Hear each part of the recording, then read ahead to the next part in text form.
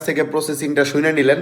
আর আরেকটা বিষয় হচ্ছে গিয়ে কি যে হচ্ছে এই যে খেজুরের রসগুলো যেগুলো আছে, এই খেজুরের রসগুলো কিন্তু অনেকে কিন্তু বর্তমানে গাছ কাটে না, ঠিক আছে, আস্তে আস্তে অনেকে অলস হয়ে যায়, গাছ আছে কিন্তু কেউ গাছ কাটে না। হ্যাঁ, তো কষ্টে শেষ গাছ করা হোক থেকে এটা যে হচ্ছে রস বের হচ্ছে এটাও কিন্তু আল্লাহর একটা নিয়ামত, ঠিক আছে।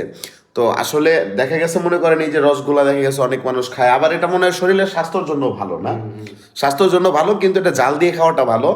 আর হচ্ছে কি কি আরেকটা জিনিস হচ্ছে জাল না দিলে এটার ভিতরে অনেক সময় বাদুর টাদুর বসে। বাট বিষয়টা হচ্ছে আমি যে এখানে যে রসটা খাইতেছি এটা তো হচ্ছে বরিশাল। আর বরিশালের এমন একটা জায়গায় আছে আমি, এখানে আসলে বাদুর ওরকম দেখা যায় না।